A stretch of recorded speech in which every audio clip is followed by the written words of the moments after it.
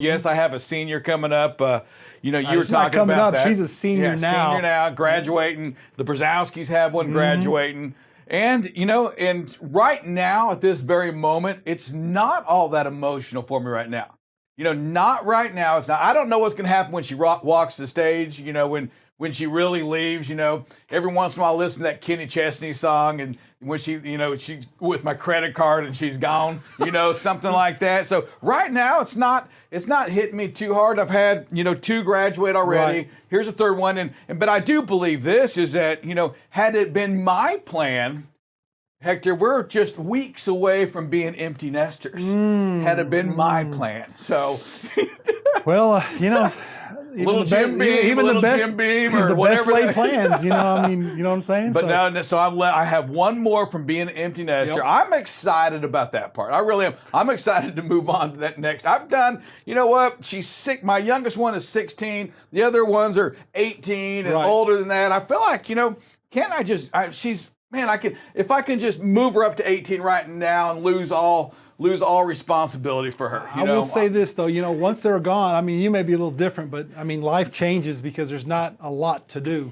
Really, there's not a lot to do. I'm so there though. You say that. You say ready that. for that challenge.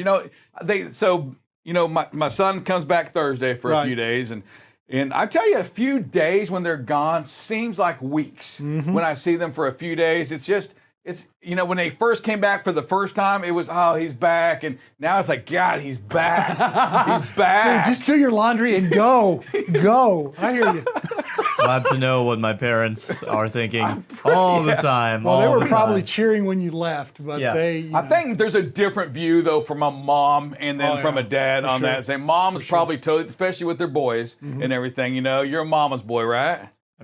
Sure. Well, yeah. Sure. Can I even deny it? Yeah. I am. I'm not gonna lie to you. Yeah, you got to play as a kid. You learn to play which card to play, right? Sure. You quickly figure, and it doesn't have to be said, right? Your parents say, "I love you equally," but it's the kids know.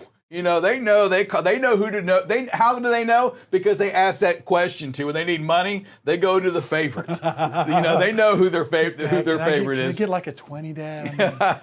Yeah, I guess. Hey, we did see a couple things. We've been talking a little bit, Hector, about the chip shortage, how that has affected, not only the production of the Volvo units, big trucks, cars, the telephones, washers and dryers, you name it, it's there. But Taiwan, they're back. They've been running strong. They're saying, hey, in a couple of months, by the end of June, they think that they can at least have the back orders filled. They can at least have the minimum requirements met by the end of June, and that's good news for us. Very good news. So if those folks, and I know Drive Safe had talked about buying a car, how it's you have to wait to get the car. Well, finally, maybe there can be some inventory for those looking for a vehicle, an inventory for to go get the car. It's unbelievable how much we are dependent on such a small item, and it does so much for us. Just from cars, and you never think about. When I was a kid in the 70s and 80s, and we had cars, a computer chip was unheard of in a car. Well, they shut the one down. Remember that we had a semiconductor plant here in Arlington right off of Cooper? We did. Yeah, in fact, they bulldozed that whole section. They Gone. pulled that whole thing down. Gone. Yeah. Now I bet they're wishing, if we'd have known this 20 years ago, we wouldn't have torn this thing down. But we did have that. And I remember driving by that and saying, what is this? What do we need that for? Exactly. And it's crazy because we need them for everything. Even the lights in the studio take chips. Everything that has any sort of computer linking or internet capabilities, anything that can connect to each other has to have these chips. And so it comes into so many parts of our daily lives now. It's crazy how much is actually affected by this. You can tell. When you talk about how important drivers are to this country and how important that they move the product, but these chips are like, we can't do anything without a chip, without a computer chip. And it's crazy to me how in California or in any city or state or in the United States where we just can't produce our own chips and get everything moving. I mean, imagine if we did, we'd be insane. I guess it's just Well, there's an opportunity to save some chips. You know, in New York, so for example, there's a robotic dog that we are laying down. It's getting put down to bed right now because they're saying, you know what? We're done with this thing. It's freaky. It kind of scares the folks. It was a $94,000 order that they canceled out there. Maybe that's a chip issue too. Maybe so. So apparently it's actually just because the other officers didn't really like it. They were like, the purpose of the dog was to check out hazardous areas, climb up stairs, so that if an officer was going up somewhere or a team of people were going up somewhere and there was a dangerous situation, the dog would be able to check it out first and then leave.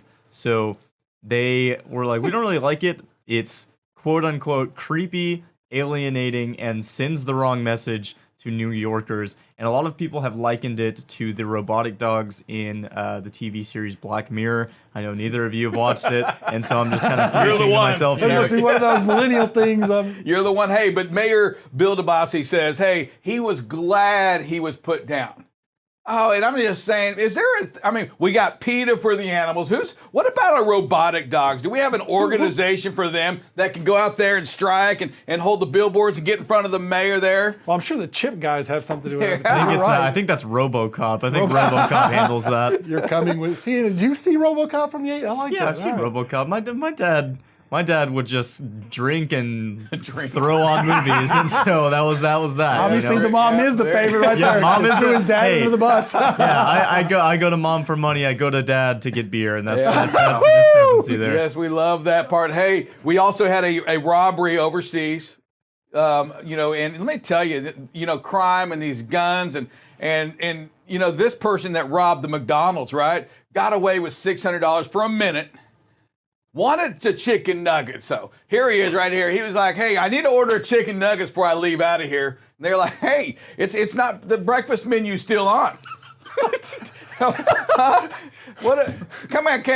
if I'm getting robbed, you know what, and somebody wants the lunch menu and it's just, throw some chicken nuggets in there for the dude. Heck yeah. I'm thinking, you know what? I'm thinking hold him there for as long as you can. Hey, wait a minute. Give us 5 minutes. We'll get you all the chicken. You know what? We'll get you extra chicken nuggets and we'll get you large fries. Let's get him going. But no, they stuck strong. The policy says, we can't sell breakfast we can't sell lunch till after 10:30. It's 9:45. I'm sorry.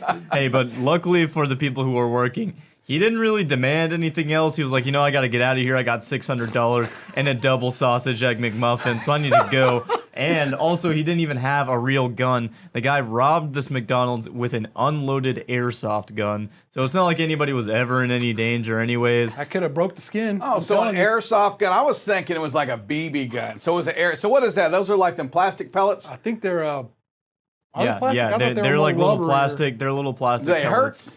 Kind of, not really. Put an eye out. It's kind of like you put eye out. I guess kind of like a paintball. It hurts. I mean, if you are wearing a long sleeve shirt, it's not gonna hurt. Like you'll get a little sting. That sounds like a challenge. He wants to get shot with an airsoft. I used to play airsoft. I know the sting. It was a whole thing. I know. I've been in war. Sting of the airsoft. I took one for the country. Airsoft. So I've never done the paintball thing, not once. Have you done paintball? I've done paintball a few times. So they say that hurts. I just got shot with the paintball. Oh, you got shot? Yeah, once. Just for the heck of it? No. You weren't playing? They were playing. I was. I just happened to be in the wrong place at the wrong time. And that thing's a little whelp on you. It hurts. But it doesn't feel good. And some people have like those fully automatic ones, and they just go in and just like light you up in the back, and you come home and there's welts all over your back, and I'm like, man, this isn't even that. I mean, they have actual professional leagues with paintball gun guys running around just shooting at each other, and wow, no, it hurts. I thought about at one point, maybe getting the guys or getting some folks from here and going up here to the paintball, but I just feel like, boy, they would turn against me quick. They would just turn on me, and I would just get beat up with these things. Oh, it's just fun, Rick. And I couldn't do it. It's not like I could really run away either. It'd be the slowest run. It'd be like slow motion, just getting shot, and not being able to do anything about it. I think it would be fun going out and shooting that. Yeah, hey, but if you shoot me, wait till Monday. Is all I got to say. Wait till Monday. You'd probably be the best protected person around. So yeah. For sure. I don't know, man. So McClister, we have a kind of a running joke, but this is one day we were in the conference room and we didn't have it was just the window. It wasn't the blinds that we have in there today to block out some of that echo. I was getting on this dude, and he was on the other side, and I was right here, and I was just on his tail, and he looked at me. He goes, you may be the first president of any company that gets their butt whooped and nobody sees it. I was like, all right, I'll settle down. I mean, dude gets a hold of you, you're done. Yeah, pretty right? much. Yeah, that's a big boy right there. He will take care of business. So I agree. Wow. Hey, the Roman Colosseum's kind of speaking of that. You know what? They're making that to where you can go in there and you can see it from the gladiator's viewpoint, vantage point. Yeah, I think I wouldn't have been a good gladiator. I'm just telling you that. But those dudes were pretty cool, man. I mean, I got to tell you, I'm up on that. I love that mess. That is incredible stuff. I think it's really cool. I used to be a big Roman buff and Greece and all of that. Just the duality between the two. But it is really cool. It's actually the first time since the 19th century that anybody's going to be able to step onto the floor of the Colosseum, because during that time they'd actually cleared out the floor of the Colosseum where the gladiators used to fight in order to see the intricacies of the hallways, where they would keep the prisoners, the gladiators, the animals, everything underneath this Colosseum, which is actually insane that there was that kind of architecture so long ago. But I mean, you can see it here in this picture. Just all of those tunnels and hallways were underneath the floor. And so they're going to cover that up with a retractable wood floor so you can see the gladiators' standpoint. Now, I do think I would have been a good emperor or whatever, that goes like that, You'd be a good Caesar. Yeah, a good Caesar. There you go. A great Caesar, Maybe you should go from Sir Rick to Caesar. Fanning me down and feeding me. Give me my grapes. Where are my grapes? Oh, you want grapes? Here, we got you some grapes. You want some grapes? Oh, but yeah, that, and then to have that final call when you look around, everybody's cheering, you go, he's down, and gone. You know what? He had a backing accident. What? Out! Feed him to the lions. Let's go. Release the lions. Feed him to the DOT officers.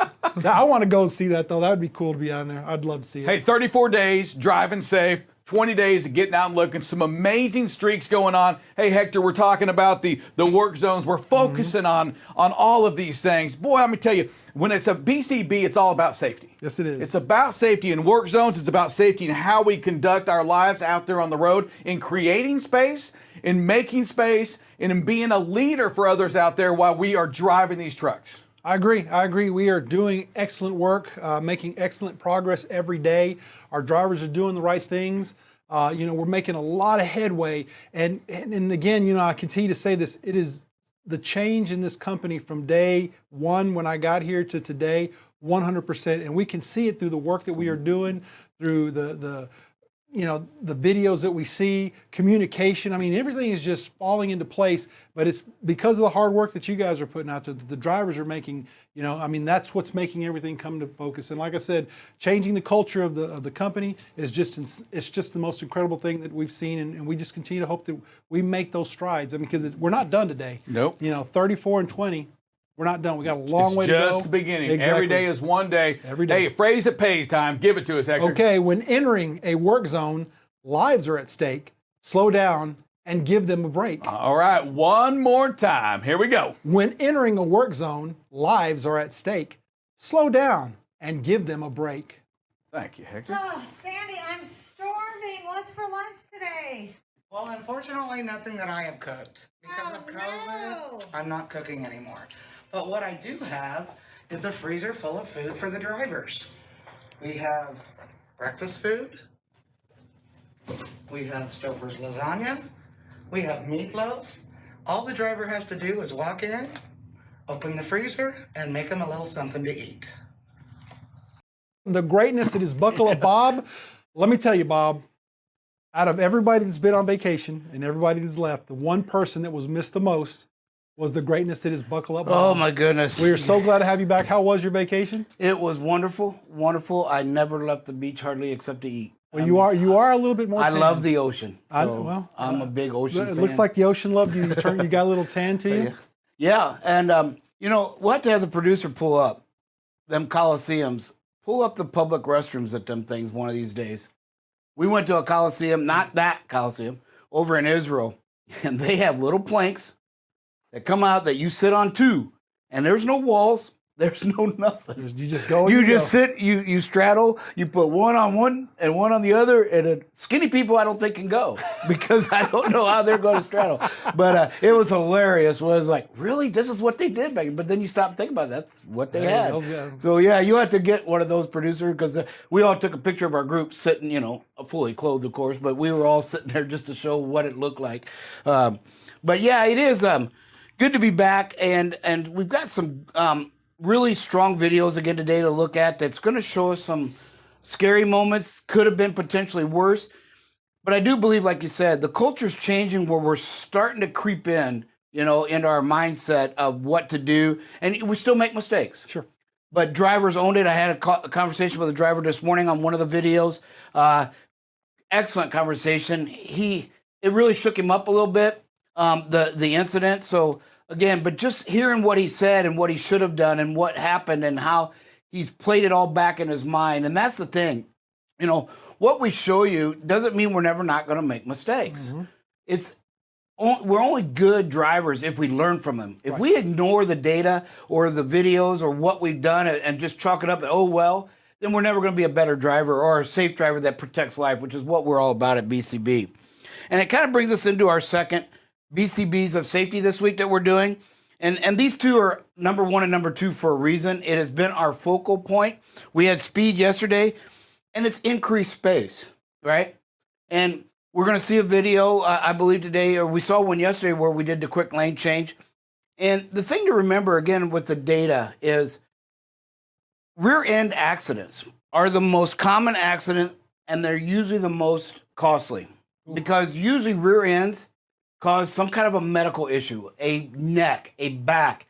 And these linger for 5, 10, 15 years, sometimes lifetimes. And so the company is on the hook for them. They are some of the most costly accidents there is because they don't often necessarily lead to fatalities, but they lead to that medical injury that lasts forever and sometimes a lifetime. So again, you know, what you're going to see a lot at the end of each one of these is I've got knowing this, ... You know, if we know this information to be true, then why? The question is why? Why wouldn't you increase spacing and make slower lane changes? If we know rear end accidents are the most common, we know they're some of the most costly, then why wouldn't we? And if you answer that question, the reason I want everybody to answer why, if you answer it honestly, you're never going to get a good reason. Mm-hmm. You're never going to get a good reason to not increase your space, to not slow down on the lane changes, because the reasons are going to either be one, you don't believe it, right? Which is no good, or you just don't believe in the data. And the data is what it is. I mean, it's out there. So, and that says more about you than it does anybody else. And so really you've got to answer that question. There's no good reason not to increase space and make slower lane changes. We do have, the winds are kind of good today, I guess, if in relative speaking, I guess, since you're, you know, what we're going to see, you can see the Midwest again, we're in them 20s to 30s. And again, these are forecasted. Very seldom do they reach them. They usually fall a little bit short. So, you know, it may look worse, but you don't get overly concerned unless you see the dark purple. And so even at 3 p.m., right here in Mississippi, let's see if we can, just south of Grenada, you can see the 40, the dark purple there. That's really the only dark purple on the map. We see the mid-30s. Gus. So that's just going to take you another 5 or 10 miles slower through them areas, right? The southeast again, going to get hit with the rain, so you can see all the wind there. And then we have some coming out here in the Rockies. But again, they, as you can see, this is at 3 p.m. And then already at 6, everything starts to die down. You know, out here, the purple's gone. So you can start to see that the winds die down pretty quick. They're not going to be airs at 10 p.m. tonight. Pretty much what we're starting with this morning. So the winds are not going to be as a big a concern as the storms. There is going to be red on this map for 24 hours and maybe even further. So right now, and I put this all out in email, you can see Alabama, the hot zone, Louisiana. We got some strong storms in Memphis. And then in that southern Missouri, Arkansas state line, Houston's got some storms that do get a little bit more intensified as the morning goes on. Atlanta, you got another strong cell. We had a tornado, I believe, that was verified touchdown yesterday. This is that system that pushed through the Dallas area last night, which was very strong. I believe there were some tornado sightings confirmed, I believe, already. So then what I started doing, going out about every 3 hours. So here you can see Atlanta still at 11 o'clock. Same areas basically, but you can see the red gets bigger, right? In these areas, Houston starts to see a little bit of red pop in there. I think this was on my email. So here it kind of dies in Alabama a little bit around 1 p.m. Still strong storms. Louisiana moving in north of New Orleans. Houston now, the storm has drifted into Houston. Atlanta still got to sell. Memphis. And then when we get up here into the about 5 p.m., Mississippi, this Memphis storm drops down. New Orleans still getting hit, right, with some strong storms. And then Kentucky starts to get a little bit right here in that Paducah area. You start to get more stronger storms to intensify. We go to 10 p.m. So again, I kind of went out every in the email, I kind of went every 3 to 4 hours. Again, Alabama pops back up again. You remember at 1 o'clock, it died a little bit. Here's them cells that one that came from Memphis. Atlanta pushes off. New Orleans still getting hit. Here's that one that started in Paducah, starts to move to central Kentucky. That is going to be, see if we get a city, just south of Elizabethtown, Kentucky. So just so you know where it is, near Huntsville, just south of Huntsville, Alabama, there's this big one down here. And then south of Birmingham. And then here you can see Lafayette is where the red cell is down there. So then I took it out to midnight or so. And you can see again, just south of Alabama, I'm not even going to pronounce it, Dahlonega. Maybe y'all can help me out with that one. In Georgia, moving to north of Athens. Kentucky one dies a little bit, but it's still strong. Yellow is still a strong storm. So it's moving into Lexington. And then tomorrow morning, when we do the show again, let me zoom out here a little bit. You kind of see it dies down with the exception of the Gulf. Alabama, Georgia still getting hit. Sometimes that works for me. Just south of Montgomery and Monroeville in Alabama, heading to Dothan, and then just south of Macon, Georgia. So again, as you can see, for the next 24 hours from now to then, and we'll have updates again tomorrow, but you can see these storms are strong and they don't die down throughout the country. Somewhere is going to be getting hit with more and more of these storms. So please don't drive in them. These have produced large hail, several tornadoes. I don't know the count yet, but I believe we're over 30 in the last 48 hours that have been cited. I think they're still in the process of confirming them all. So just make sure that you know the area. Pay attention when you see that weather. It's in your area. Just find a place. You may have a couple hours left on your clock, but just find a safe place to hunker down because they are going to produce tornadoes likely and definitely some large hail for you. One of the things I want to bring up that was doing some reports yesterday, and so you don't need to respond here this morning, but what we want you to respond is to BCB Live. And I kind of broke this yesterday afternoon. We have in a 13-day window, we had over 1,330 on the yard moves, okay? There's several things that are a problem with that. And again, we don't want to take it away, so we want your advice. We will never take it away. We may disable it, and then we just edit your logs. But we need that number to come down because we have to close them out, right? DOT requires every one of those to be researched. And I think there was over 900 at the 0.1 or 0. So there's really 0.1 when you stop and think of it, and I've seen a bunch of them. They're 12 seconds, 15 seconds, 30 seconds. there's no reason to be using yard move, okay, to save 15 seconds. And it just creates a lot of work. So what we want to do is respond to BCB Live. Do you really need it? What savings maybe are you actually seeing? You know, there are a couple that I've seen where we've driven up, you know, a quarter mile, 0.4, and it was 5 or 6 minutes. So I can understand that maybe, but we really need to get this down because, again, that takes away from time of dealing with driver issues and helping our fleet because we do have to reconcile these reports. That was only 13. That's just strictly on duty yard move. We still had over 900 personal conveyance moves.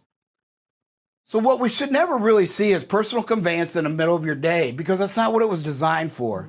And so we're in the process of talking to drivers and educating them again. We addressed this months ago, even some years ago, but that personal conveyance is for you to move the vehicle because you're being required to, and you don't have the hours to drive. If you have hours to drive, you're not supposed to be using personal conveyance because now you're using it to save and gain an advantage. And that's not what it was designed for. It was designed to get you to a safe haven due to circumstances beyond your control.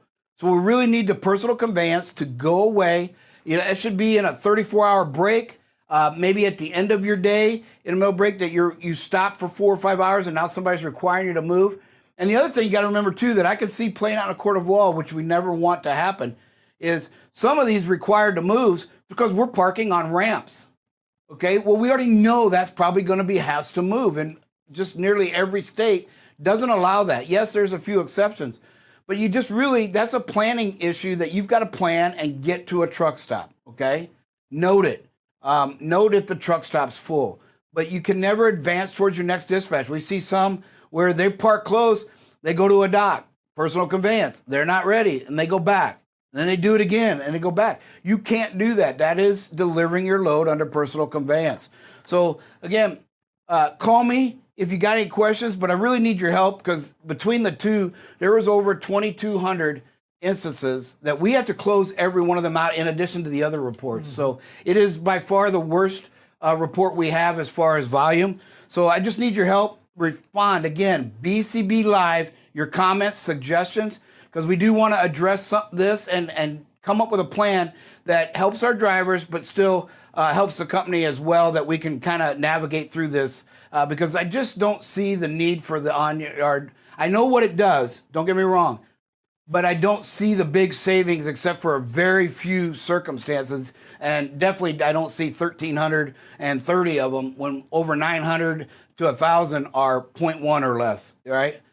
So again, it just doesn't make any sense to be using that. Not to mention all the time it takes you to push the buttons and then push them back. I mean, you got to do all that to your log. Every one of them creates a blue mark, which is going to draw DOT's attention when they audit us. They're going to say, what's this blue mark? Now we got to explain every single one of those. And if we can't, we're in trouble. So again, just, hey, if you're gaining a big advantage by these, that's not what they're designed to do, okay? These on-yard moves are designed so that if you've got one of these big facilities, you know, I've had talks with drivers, the one up in Colorado, the Miller Coors, I believe it is. You go from gated to a public highway. You cannot use yard move on a public highway. So it doesn't work, okay? So I need you to stop doing that, okay? It's got to be on-duty driving. And with that, do we have any callers there, Mr. Producer? Yes, sir. We've got two people here. We got Jeff Marsh and Kelvin Brown. So, Jeff Marsh, what do you got for us today, sir? Okay, yeah. So I'm in Jupiter, Florida right now. I'm being unloaded over here at Walgreens. So like this morning, it was dark and everything. I was on 2-lane roads, and I don't know this area, so the speed limit on the 2-lane roads are like 55. I've seen the signs and everything. I was running slower to that because I don't know the area and all that stuff. So I was kind of, but I had cars just, past me on double yellow lines, all kinds of stuff. I even made left-hand turn. I made left-hand turn on this one street, and when you made that left-hand turn, you see where, like, they had the left-hand turn to, for somebody to turn left going the way that I was going before I made my left-hand turn. You know what I'm talking about? And so I I had a car literally pass me in that left-hand turn lane, uh, right after I made my left-hand turn. I mean, he just like it was just like it was 2 lane, 2 lane left-hand turn and everything. And I mean, they were just blowing by me, blowing by me, blowing by me. And I mean, they were even blowing by each other. I mean, it looked like NASCAR, and it looked like I was one of those slow cars. That's the way it looked and everything. And but I just kept my pace down and kept my cool and just kept on going, let them go and do about their. I mean, but they were just, I mean, all over the place and passing each other and all that stuff. Thank you, Jeffrey. Appreciate that. Yeah, when you're not familiar with the surroundings, boy, just go that extra precaution. Who we got next, producer? All right, we got Kelvin Brown. What do you have for us today, sir? Hey, Mr. Cohen. Mr. Brown, are you able to unmute yourself? There he goes. Can you hear me? Yeah, Kelvin, we got you.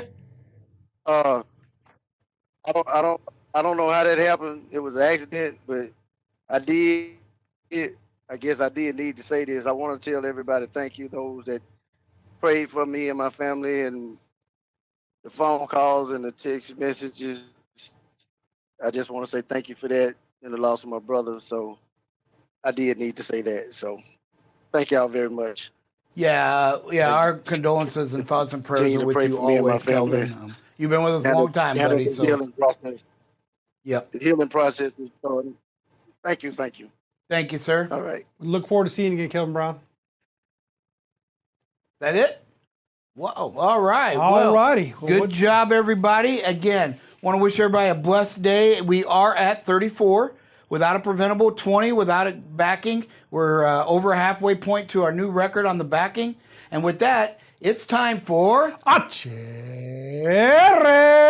Good morning. It is Tuesday, and just want to remind everyone that summer is fast approaching. So if you have vacations planned, please make sure that if you are a company driver, you have entered that into Paycom. And then for all drivers, please make sure that you have also discussed that with your driver manager to make sure that there is enough coverage and that that is approved. As usual, the earlier the better. So just as soon as you have those dates, or if you even just have dates in mind, doesn't necessarily mean it has to be 100%. You can always change them in the future, but go ahead and get your spot in there and get that taken care of. And speaking of summer, good idea to continue drinking water. You know, it's getting warm out there, and so make sure that you're staying hydrated so that you can be at your schedule. And everyone, have a nice day. Please continue to remember and wear your mask, wash your hands, use that antibacterial. And as always, stay safe. Thanks. Good morning, and welcome to the Danger Ranger Corner. I am Hector. I'm here to talk with you today about safety as always. We're missing Drive Safe Dave. He's not here today because of illness, and he does bring a certain savoir-faire to the show. So Big shoes to fill. Way big. Well, I don't know. Big pants, big shirt. He's just taller than I'm me. going to pass the pants and the shirt, but I think I can fill his shoes for sure. But I can. welcome. I'll have my own guest host here, the greatness that is Buckle Up Bob from the safety situation there. So thanks for coming, Buckle Up Bob. Yes. What we're going to talk about today is, again, super proud of the 34 days of accident-free driving and, of course, the 20 days of goal. We're going to continue to focus on those, particularly the goal. I mean, we are really making strides. Guys, when I talk to guys, I'm like, hey, are you getting out and looking? And they're like, yeah, I got out and opened my truck, looked around, made sure everybody was safe. We were putting ourselves in better positions than we have in the past. I know that there are several locations where it's super tight, and drivers are making that decision they can't get in there. Maybe they should, just like I'll use Richie Hardaway for an example of the day. He got to a place he got in train in Tyler and was going to back up to a trailer, felt he couldn't get it out, called the yard dog. Of course, the yard dog pulled the trailer door off, but the bottom line is, we made a decision that we couldn't do it and we got some help. So that's what we're asking you. If you're in a situation where you have to back up and it's too tight, let's get some help. Let's get somebody out there to help you back up. If it's too tight and you can see it's too tight, and they're telling you to go on that dock, don't do it. Give your DM a call so we can call the next, our salesman or whoever we need to do to make that change. But we're not going to put ourselves in a position where we can damage our equipment or we put somebody else in danger. So Excellent job of goal. Again, You know, we talked about in the beginning of the show, we are making strides to be safe. We are making strides to move forward and make those great decisions. And like I said, you know, the videos are just training tools that we need to continue to use. Bob, you know, continues, we look at them daily. And if we see something that's out of the ordinary, we're going to call and we're going to ask, and we're going to discuss that with you, because it's important. It's important that we bring that to people's attention, because if we don't say anything, then you continue to use that same habit. And like I said, bad habits are hard to break, but as long as you continue to discuss those habits, maybe there's a chance for us to make a better decision down the line and save more lives. Clearly, and Richie, you know, when a yard houser can't get it out without damaging, then that's clearly the right decision. Exactly. Right? Because if they can't do it, then there's no way we were going to do it. Exactly. So, yeah, great job there. And that's just it. We got to swallow that pride and say, hey, you know what? It's just too tight. Can I do it? Maybe. But it's not worth the risk. That's what you got to weigh. We're not saying you can or can't. The risk is too high for you to do it. Exactly. That's all that means when you ask for help. It doesn't mean you can't drive a truck. It means, hey, I'm a good decision maker. That's too tight. I'm not risking it. You get it out for me. Exactly. So, you know, you said, you hit the nail right on the head. Pride. It has nothing to do with you being a great or a bad or you know, it has everything to do with making a smart decision. In my opinion, the great drivers, the super great drivers, are making those decisions that they can't do something. Because, you know, I've talked to several drivers say, man, I can drive anything on the road. You know, I've done this. I've done 200, 300, 400 million miles. I've got this out of the way. I've done this many days of safe driving. You know, I've done this. Well, that's great. That's great. And you know, you are a great driver. But again, there are times when you're going to have to put that in your back pocket and say, hey, man, I don't want to do that. I don't want to do that. I just don't see the you know, the upside to it. Yep. And you know, it is what it is. And you can have other people talk. It doesn't really matter, because words are words. But you know, when it comes out in the wash, the safe thing was done. You know, and like I said, safety over anything else, I would think. So we want to discuss. We have our own safety call every Monday about 10 to 10. We have two calls, one at 10 and one at 10:30, just like we do here with the entire office staff. And Bob runs that as Paul does also. And we started going over the Blitz. Yes. The Blitz has started. We are getting multiple reports of highways inundated with patrollers or the police, and they're pulling trucks over left and right, and they're starting their level 1, level 2, level 3 inspections. It's here. It's here because, I mean, we get these phone calls, and you know, and the great thing about our drivers is they will communicate with us. I know on Saturday we had a couple of drivers saying, hey, you know, right down 35, right over here near, actually it was in 45, right here near Houston, there's 6 or 7 or 8 troopers out there pulling trucks over and doing inspections. So we get that information out to you guys. You know, they're doing speed traps. They're going to figure a way to get to you. But from our standpoint, as long as we're doing those things that we've always done, and that's why I say, you know, my coach used to say it, if you stay ready, you don't have to get ready. So these are the things that we need to continue to work on, is to stay focused on where these things are coming. And you know what? I'll be honest with you. In my opinion, we should welcome these because we know if we're doing the things that we are doing, then we should pass these without any issue. We should get right to them. So we should welcome these inspections. Right. We don't have to ask for the inspection, but we shouldn't be afraid of them. Exactly. You know, we should be, hey, he pulled me in. Okay.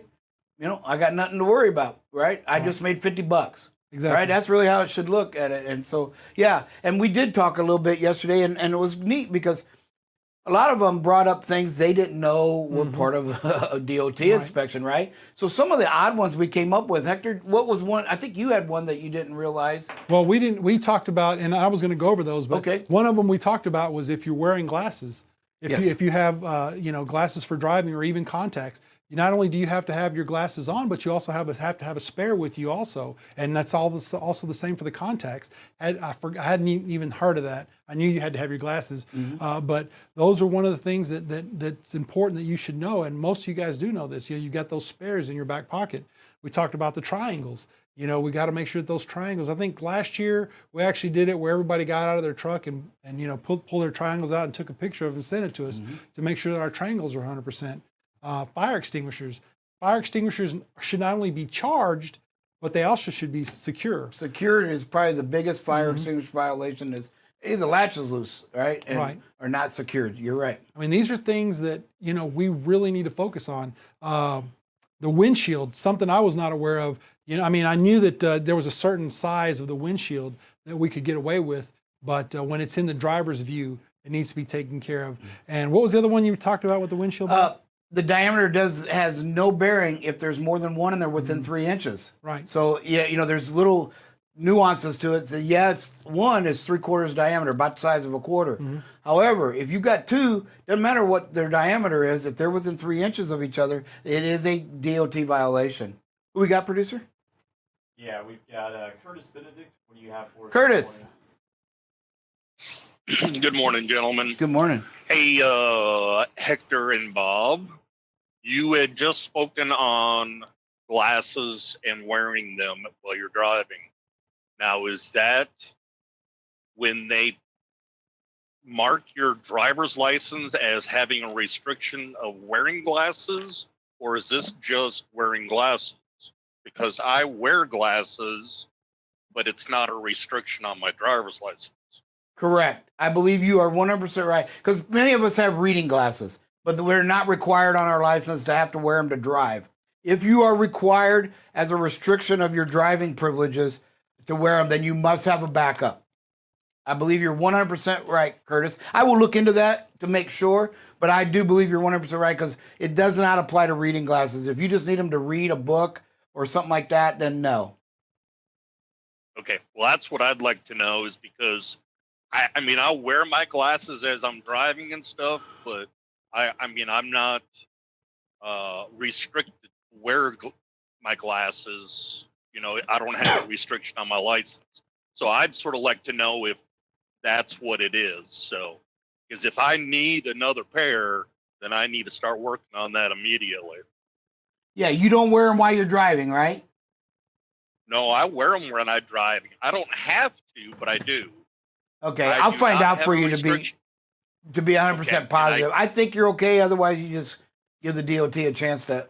But they should be able to look. Well, it's not a restriction on my license. So let me double check on that for you, Curtis. Thank you, sir. Thank you. Great point. And this is why we talk about these things, right, Hector? Exactly. So that's how we learn. It's how we learn in the office, by learning, by listening. That's an excellent question. Yeah, I don't want to assume I believe he's 100% right, but hey, let's make sure. Exactly. So that, you know, it's just like anything else. If we don't know the answer, we will find an answer for you, for sure. The last thing I wanted to discuss is just your dashboard. Your dashboard needs to be clean, 100%. You know, and I talked about this the other day. Don't give these guys a reason to pull you over. From having stuff in your dashboard to having trash in your passenger side, make your truck clean so that they look at it and they go, okay, well, this guy's got a clean truck. Obviously, he probably keeps his logs clean, and probably the truck is 100% clean. So do everything you can to not give them a reason to look at your truck. But like I said, we want to welcome these inspections. Okay, because I know that we can pass these inspections. I know we've gone through so many different things. We've had so many issues in the past that now we're starting to really make strides and make those corrections. And I think we're ready. We're ready. I think this Blitz is going to show you how ready we are. I mean, how many have we actually had? I've only heard of one so far, and we passed it. So I don't know if they've all been reported, but that's another shout out to the DMs. Hey, if you hear this, make sure we know. Get myself and Crystal Johnson involved. I believe she's going to be helping me kind of gather this information while I'm by myself for a little bit. We're just going to kind of tag team it, work together on it. But yeah, let your DM know. Make sure they know how to get us that copy so we can start doing what we need to do on it. And mainly, in this case, with being the optimists that we are, get you paid. Oh yeah, right. That's all we should do. Get us know so we can print them off and get you paid. That's cold, hard cash. Yeah, so, with that being said, just the other thing that I want to discuss, the last thing I'll talk about before I have a video I want to show I'm very, very impressed with, communication with your DM. Hey, if you're going down a highway and you see that the scale houses are open, or whatever, a particular one that we've traveled on a lot, or you go down 287, which we're up and down 287 all the time, and you see them doing roadside inspections, give us a call. Let us know so that we can get it out to the whole fleet and let them know, hey, you know what, there's a roadside inspection, and here we go. Let us know so we're prepared for when we get to that area. Okay. So what do you got? Somebody? Oh, okay. So here's a video I wanted to show this morning, and we discussed courteous driving, and this is probably one of the best examples of courteous driving that I've ever seen. So here we are. Look at the lanes that we changed lanes here. perfect distance between the other car. And then we pull up to this gas station. There's a guy wanting to come on the road, and we let the driver come on the road. And he's able to make that turn nice and easy. And he's protected because we're behind him. But more than that, we give the courtesy to let that vehicle in. And more than that, the chaos is now in front of us. Okay, we don't block that entrance to the gas station for people to come in. And there's plenty of Jose Gould, 467, excellent job right here, which, by the way, congratulations. He paid off his truck, so now he's definitely for a real owner-operator. But, I mean, this is an excellent example of how we made an excellent lane change, no vehicles in our right-hand lane, and we let a vehicle come in, keeping everything in front of us, making sure that we didn't block an intersection, and giving us an opportunity to make any other changes that we need to if we need to move forward. So I'm very proud of Jose for this. Just, you know, and I'll call this guy out for that. I mean, just you saw how impressive that was. Yeah, outstanding job, Jose. Great job. I've had conversations with Jose in the past. Just a tremendous owner-operator for us and driver, professional always. Exactly. So that's what we're looking for. We're looking for that courtesy, you know, to let people, because I mean, we've seen videos where guys are cutting themselves off, and we saw one today where the chaos is in front of us, and you know, we're having to make that decision. But again, the more that we put stuff in front of us and we let that stuff happen in front of us, the better it is for us. So with that being said, unless I have any other phone calls, which I don't think we are, let's go ahead and Bob, if you will, close us out in prayer. Yes, we got a lot of prayer requests, and so Mr. Alan Arnold, Jeffrey Marsh, and of course Kelvin Brown and the tragedy that they're dealing with.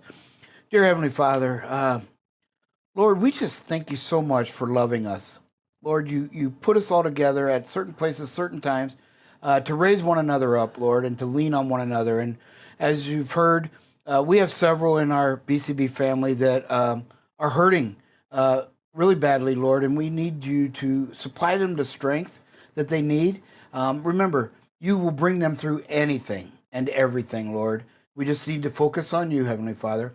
Give us all the strength to be there for one another, to recognize when somebody's hurting and that they need some help. Lord, let us be your light to lift them up and point them towards the one who can always provide the strength when we're down.